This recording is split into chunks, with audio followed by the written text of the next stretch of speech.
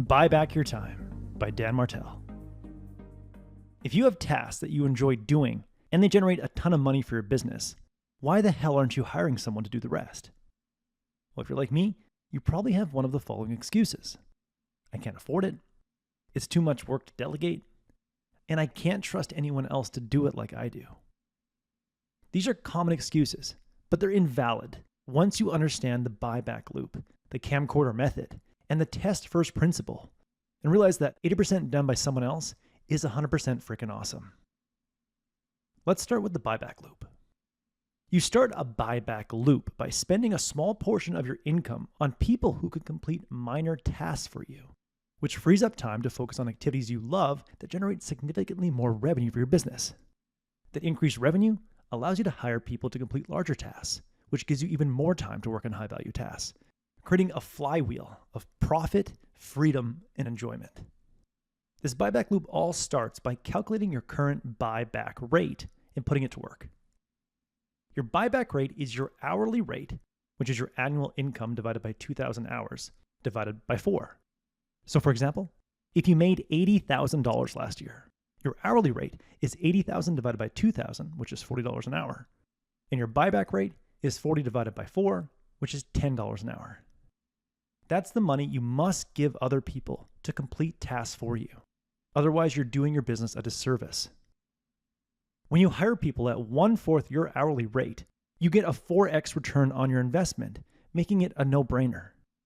Also, once you know your buyback rate, it becomes a game to see how many low-value, energy-draining tasks you can start delegating at that rate.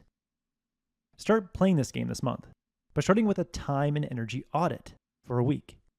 Log all your activities in 15-minute increments to get a comprehensive look at what tasks you can start delegating. I like to do this time and energy audit by filling my calendar with 15-minute events from my standard wake-up time until the time I usually go to bed. Then I edit an event in my calendar roughly every 15 minutes to capture what I was just doing.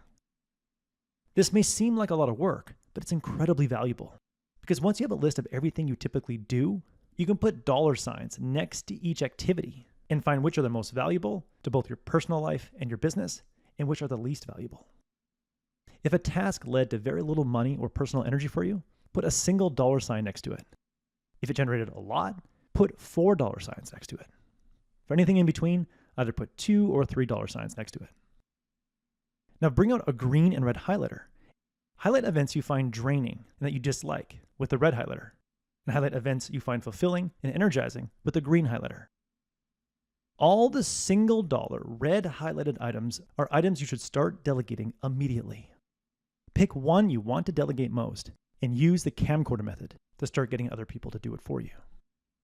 Whether it's formatting documents, creating new marketing material, answering emails, or doing financial reports, use the camcorder method to explain how you want it to be done by simply taking a video of yourself doing it. Hit record on a screen recording software like Camtasia or Loom, or on your phone mounted to a tripod, and start executing a task while talking through it and not pausing the video.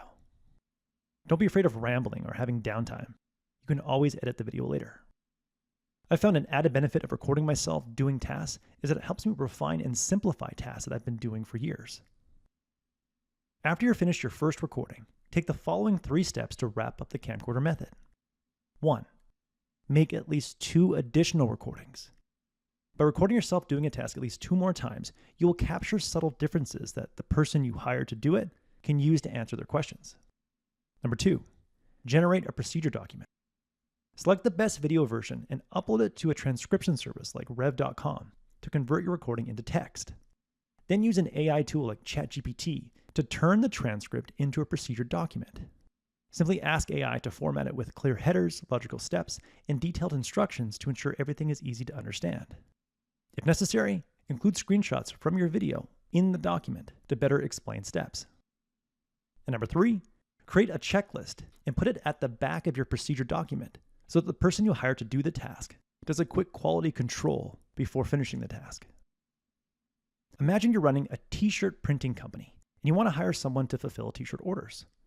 Use the camcorder method to record yourself fulfilling an order and then create a document with the following sections: receive and confirm order, prepare the design, print the t-shirt, package and ship. After writing out the process, Create a checklist with the following items. Did you confirm the order details? Quantity, size, style? Did you verify the design placement on the mockup? And did you confirm the customer shipping address? The video, combined with the procedure document and checklist, make up a task playbook that anyone can use to complete that task for you without additional input from you. They simply watch the video, go through the document step by step, and then consult the checklist. Once you've made your playbook, it's time to give it to someone you can trust so that you can free up your time to focus on high-value activities. This is where the test first principle comes in. Seth Godin once said, "When it comes to hiring, I have one simple rule. I can't work with you until I work with you." Seth gives all potential hires a test project first, and you should too. Simply find at least 3 qualified people on freelancing sites like Upwork or Fiverr, or on job boards like LinkedIn Jobs, Indeed, or Glassdoor, and give them a sample project to complete that requires using your playbook. This project should be no longer than 48 hours, and you must pay them for their time. After promising candidates complete the test project, you simply pick the candidate who followed your instructions, delivered on time, and did the task at least 80% well as you could. If 2 or more people met this criteria, pick the best communicator. Now, your ears may have perked up when I said 80% as well as you can. The fact is, no one will do certain tasks as well as you, but many people can meet 80% of your standards, which is usually good enough to get a job done and keep your customers happy. As Dan says, 80% done by someone else is 100% freaking awesome. Not having to work on weekends or miss important events because someone you trust is doing the work is 100% freaking awesome. Now, there will be some tasks that require absolute precision. For these, use the 10-80-10 rule. Spend 10% of your time initiating the task and laying out a plan. Delegate the next 80%, and then use the last 10% to review and refine the work just the way you like it. In the end, if you think you can't afford to hire help, use the buyback loop and start delegating small tasks at your current buyback rate so you can free up time to do high revenue tasks you love. With more revenue, you can delegate more tasks and free up more time.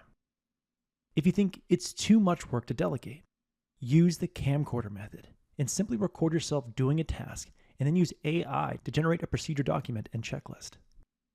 And if you think, I can't trust anyone else to do it like I do, remember the test first principle and that 80% done by someone else is 100% freaking awesome.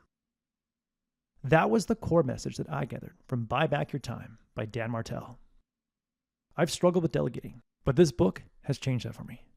I highly recommend it.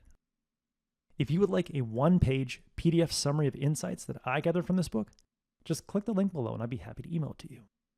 If you already subscribe to the free Productivity Game email newsletter, this PDF is sitting in your inbox. If you like this video, please share it. And as always, thanks for watching and have yourself a productive week.